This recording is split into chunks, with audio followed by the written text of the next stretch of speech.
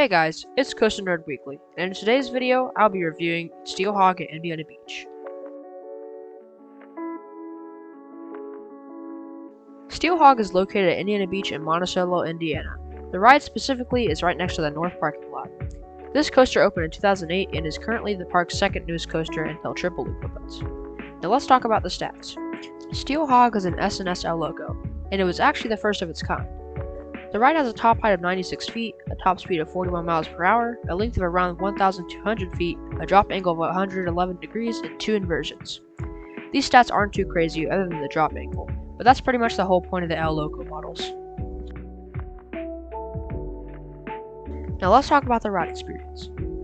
The ride starts off with a 180-degree turn to the lift hill. The lift hill is very steep and very fast. When you approach the crest of the lift hill, you slow down a bit and dip into a little right turn which leads into a big left turn, providing a fun right to left lateral movement. The main purpose of this element is just to turn around, but it is a bit fun.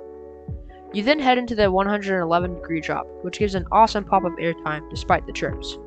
You then dive about halfway down the structure and pop back up into a super intense unbanked 180-degree turn, giving another airtime pop and extremely strong laterals, leading into a mid-course brake run.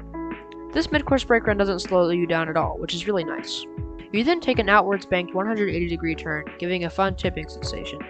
Then you bank inwards, once again turning 180 degrees, but when you straighten out, you flip all the way upside down. This moment is crazy, as it feels like you're getting at least 3 seconds of solid hang time. Afterwards, you dive back down all the way to the ground and pop back up into another mid-course brake run, giving another great airtime moment. This brake run does slow you down a bit, but then you take a banked 180-degree turn into a downwards barrel roll. This element is very fun, as you're twisting while picking up speed, which feels very cool.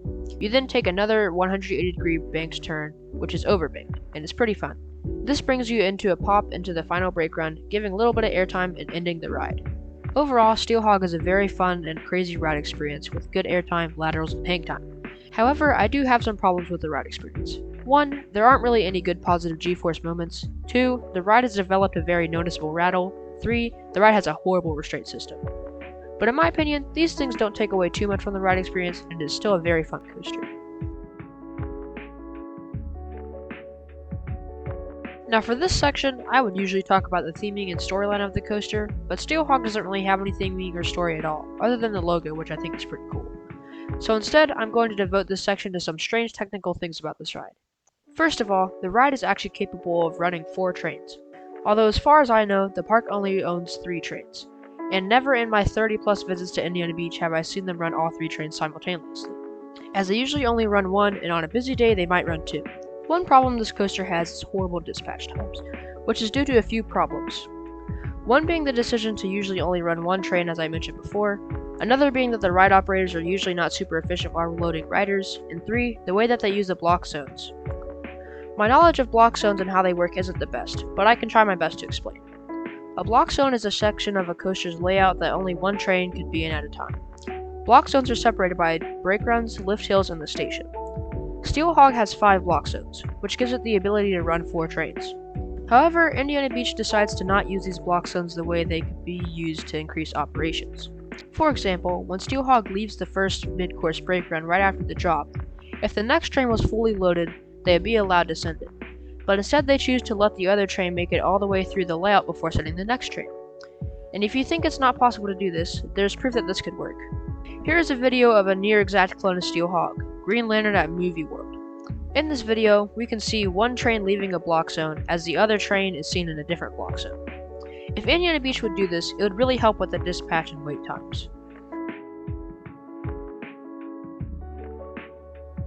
Overall, Steel Hawg is a very fun and crazy coaster with unique elements, good airtime, good laterals, and great hang time. But it also has uncomfortable restraints, a very noticeable rattle, and some strange operation choices. So for its final score, I will give Steel Hawg a 7 out of 10. This is a fun coaster, and as long as the line isn't too long, I usually try to ride this coaster every time I go to Indiana Beach. Thanks for watching my review of Steel Hawg. If you made it all the way to the end, I hope you enjoyed the video. If you enjoyed the video, please make sure to like and subscribe, as I plan on making more coaster reviews just like this, and your support really helps out a bunch. And I'll see you guys next time on Coaster Nerd Weekly.